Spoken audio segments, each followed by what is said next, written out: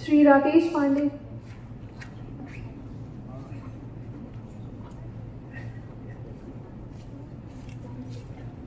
स्वागत है श्री राकेश पांडे जी का। कृपया तालियां बजती रहनी चाहिए। उसके बाद हम स्वागत करते हैं मिस यशी सिंह का।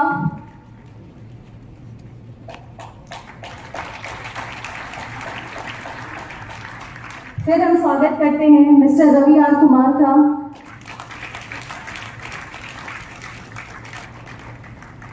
उसके बाद हम स्वागत करते हैं श्री अरुण कुमार जी का। हम स्वागत करते हैं डॉक्टर सत्यजीत सिंह सर का।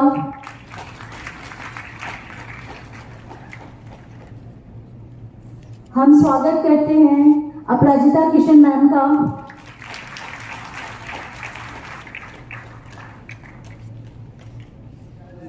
बहुत अच्छी लाइन बोली, लेकिन शुरुआत कौन करेंगे? शुरुआत तो हमें करना पड़ेगा ना।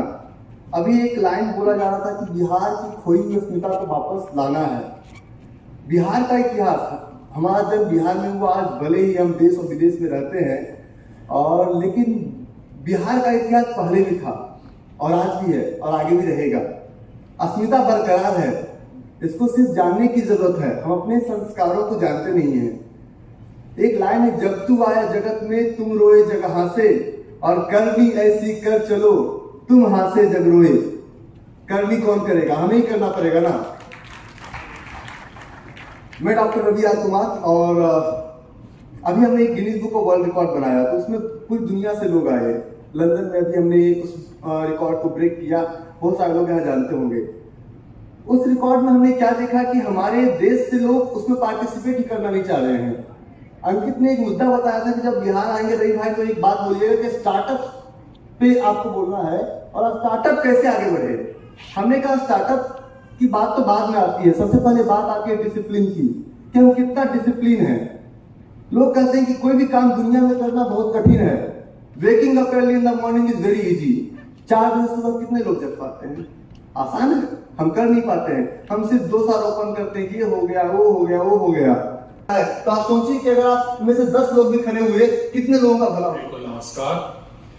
हमारे मंच पर सभी अतिथियों का नमन। सामने बैठे छात्र, बहुत खुशी हुई आप लोगों से मिलके, मुझे बहुत अच्छा लगा।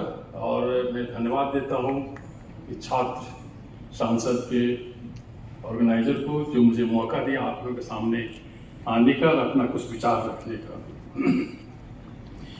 इसका जो पहला चीज की सांसद, आप जो यंग लोग हैं, यूथ हैं, कल के फ्यूचर है।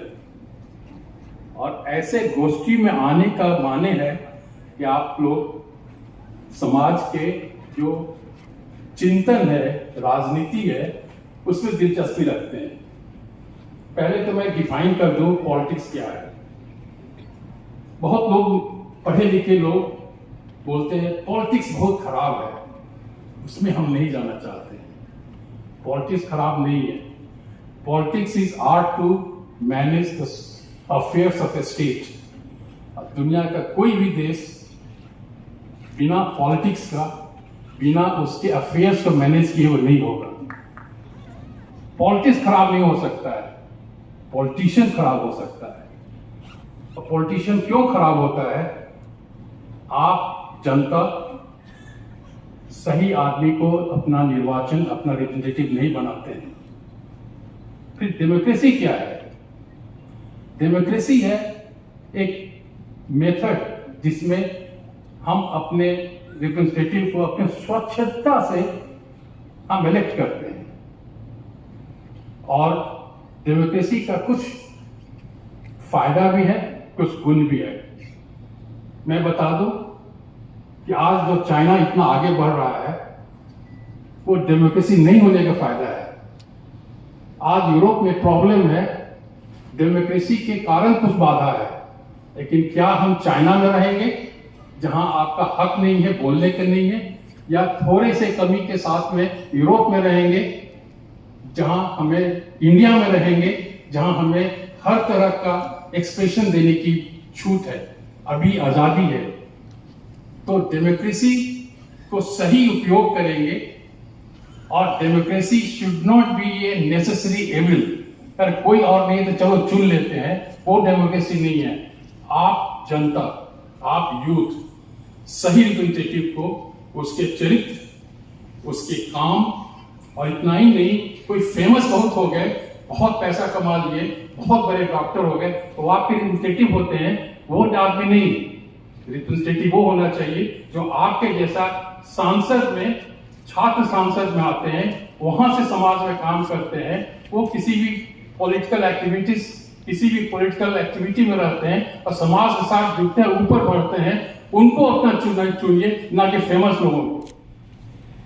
बिहार छात्र संसद में आपने मुझे आमंत्रित करके मेरा सम्मान बढ़ाया है, मुझे युवा होने की याद दिलाई है, एक ऊर्जा मुझ में भरी है कि जिस संकल्प के साथ, जिस विचारधारा के साथ हमने राजनीति में अपना पहला कदम रखा, वो एक युवा सोच और युवा शक्ति के साथ आगे बढ़ने का था। लेग पुलिंग जिसको कहते हैं। हमको तो अक्सर लोग ये देख के बोलते थे कि अच्छा अब बिहार से दिखती नहीं, अरे बिहारियों का सिंह होता है क्या, मतलब। तो इस तरह की बातें वो कम एज के होते हैं, बोल जाते हैं। मूर्खता आज के युग में, आज की उम्र में हम उसको मूर्खता कहेंगे, लेकिन लोग बोलते हैं। लोग क्यों बोलते हैं? बिहार का एक ऐसा नैरेटिव सेट किया गया कि बिहार में गरीब, पिछड़े ऐसे व्यक्ति ही रहते हैं, वो देश में, विदेश में प्रतिनिधित्व नहीं कर पाते हैं, अशिक्षा पूर्ण है। हमारे कुछ ऐसे जनप्रतिनिधि हैं जो इस तरह का नैरेटिव सेट करके बाहर की दुनिया को दिखाने में विश्वास रखते हैं। ये गलत बात है। ये जिम्मेदारी आपकी और मेरी है कि हम किस तरह से बिहार के नैरेटिव को चेंज करें, कि आने वाले समय में कोई भी राकेश पांडे, कोई भी शशि सिंह, कोई भी अरुण कुमार, कोई भी अंकित कुमार अगर बिहार से निकल के किसी और प्रदेश, देश में जाए, तो कोई पलट के ये नहीं पूछे कि आप बिहार से हैं, दिखते नहीं। आज इस छात्र संसद में सम्मिलित मंचासीन सभी सम्मानित अतिथिगण,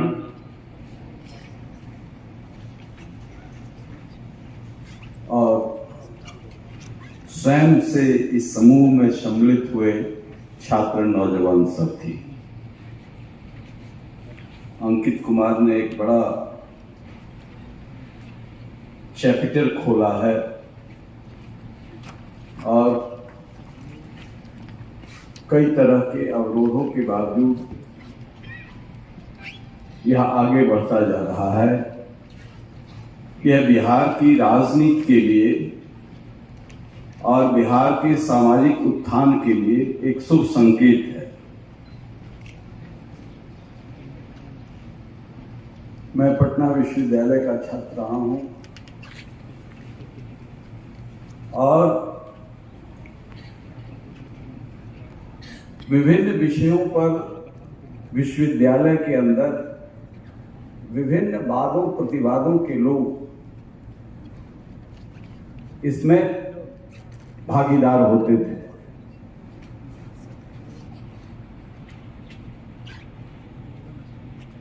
और आज हमें चुने हुए लोगों को इस संसद में बुलाना पड़ रहा है। तो ये छात्र संसद का मतलब है कि आप विभिन्न पहलुओं पर चिंतन करें, नजर रखें, जीवन को एकांगी न बनाएं। कि यहां लोकतंत्र विकसित नहीं हुआ है, यहां ट्रांसफर ऑफ पावर हुआ है। जो डेमोक्रेटिक फॉर्म का नहीं था और साम्राज्यवादी शक्तियों का शासन था, उसका ट्रांसफर हुआ है। तो हमारे पूर्वजों ने प्रयास किया कि यह परकोलेट करके नीचे जाए तो जागरण तो हुआ है, चेतना तो आई है, लेकिन उसे पूंजी ने, जात ने और धर्म ने, सबसे बड़ा दुश्मन पूंजी है, जात और धर्म से भी बड़ा पूंजी है जो लोकतंत्र को कमजोर कर रहा है। जितना अधिक पूंजी लगेगा उतना अधिक लोकतंत्र कमजोर होगा। इसलिए इस संसद में उपस्थित लोगों से और जीवन के हर क्षेत्र के प्रबुद्ध लोगों से निश्चित तौर से इस पर चिंतन करना चाहिए कि यह कमतर कैसे होगा। उत्तरोत्तर बढ़ता जा रहा है, खर्च बढ़ता जा रहा है। आज जब मैं पहली बार निर्दलीय चुनाव लड़ा था गया स्नातक क्षेत्र से, तो हमारा टोटल खर्चा 3.5 लाख रुपया था। आज 1-1 करोड़ रुपया मुखिया के चुनाव में खर्च होता है। लोग बतलाते हैं तो मैं आश्चर्यचकित रह जाता हूं कि आप जिस मुखिया जी को चुने हैं 1 करोड़ रुपए में, आप क्या उम्मीद करते हैं? लगभग 12 देशों में करोड़ों की कंपनी चलाने वाले शख्स, मगर वो जाने जाते हैं अपनी ह्यूमिलिटी के लिए, अपने सरल व्यवहार के लिए। जय चंपारण। ये एक ऐसा शब्द है कि हम बिहार में रहते हैं तब भी, चंपारण में रहते हैं तब भी, दिल्ली में रहते हैं तब भी, और दुनिया के किसी भी कोने में रहते हैं तब भी लेते रहते हैं। मंच पर बैठे हुए सभी सम्मानित अतिथिगण और ये जो दर्शक दीर्घा में भारत का भविष्य बैठा है, उसको भी मेरा अभिनंदन है।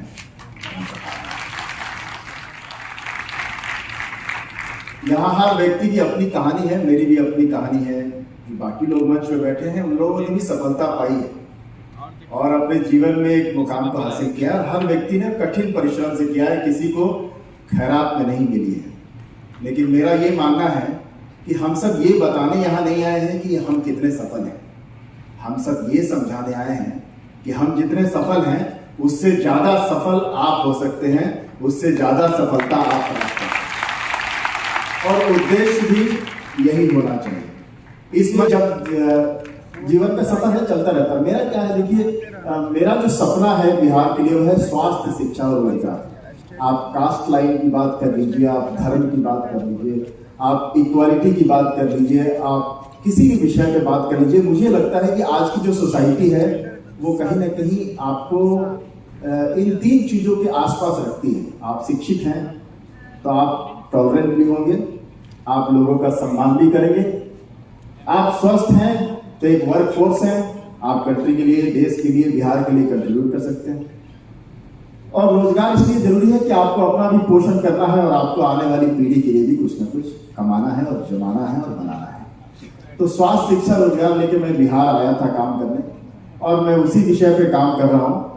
और देखिए छात्र संसद का मतलब ये नहीं, मैं मानता हूँ कि यहाँ मंच पर बोलने वाले या यहाँ से बाहर निकल के जो दर्शक गण है वो जाएंगे घर तो सब लोग अपने अपने जिला के विधायक बन जाएंगे। मेरा ये मानना नहीं और ना ही मैं इस दिशा में काम करना चाहता हूँ। मेरा मानना ये है कि जब एक व्यक्ति से समाज का सृजन होता है, समाज से देश का सृजन होता है, तो अगर व्यक्ति के अंदर सोचने की, समझने की, कार्य करने की क्षमता बदल जाए तो वो व्यक्ति एक अच्छा नेता भी हो सकता है, एक अच्छा व्यापारी भी हो सकता है, एक अच्छा पति, एक अच्छी पत्नी, एक अच्छा भाई, एक अच्छी बहन हो सकता है। मैं कहीं फ्लाइट में था तो मुझसे किसी ने कहा कि आजकल का दौर बहुत खराब हो गया है और मैं बहुत ही समझदार व्यक्ति हूँ, इसलिए मैं ये जो नारी रिजर्वेशन की बात चल रही है, वुमेन रिजर्वेशन की, और बहुत तरह के डिमांड्स जो इक्वालिटी की हो गई है कि महिलाओं और पुरुषों में क्या समानता होनी चाहिए, क्या समान अधिकार होना चाहिए, तो मैं तो महिलाओं की तरफ देखता ही नहीं। तो मैंने कहा साहब देखिए, महिलाओं की तरफ देखने से किसी ने नहीं रोका है। आप महिलाओं की तरफ देखिए क्योंकि वो इस आबादी का आधा हिस्सा है। वो आपकी माँ है, बहन है, प्रेयसी है, आपकी पत्नी, कुछ भी हो सकती है, लेकिन सम्मान से देखना शुरू करिए, ये जरूरी है। ये जो सम्मान से नहीं देखते हैं, ये देखिए किसने बना दिया, ये सृष्टि का नियम है, आप देखिए, लेकिन आपके अंदर रेस्पेक्ट होना चाहिए, आपके अंदर सम्मान होना चाहिए। आप वो सम्मान से देखिए तो किसी को कोई समस्या नहीं है, कोई प्रॉब्लम नहीं है। लेकिन प्रॉब्लम ये नहीं है कि आप उसी तरह की लोग कहें कि बिहार बड़ा खराब है तो राकेश पांडे को बिहार आना नहीं चाहिए। मेरा मानना है कि बिहार अगर परसेप्शन खराब है, मैं अभी भी बिहार को खराब नहीं मानता, परसेप्शन खराब है तो भी राकेश पांडे को आना चाहिए और दुनिया को बताना चाहिए कि ये बिहारी आदमी जो आपके बीच लंदन में या दुबई में या अमेरिका में रहता है, वो उसी बिहार की उपज है, उसी बिहार से आया है। और वो बिहार जिसको आप मान के बैठते हैं कि बिहार खराब है, वो बिहार खराब नहीं है। क्योंकि अगर मैं खराब नहीं हूं तो मेरा बिहार कैसे खराब हो सकता है?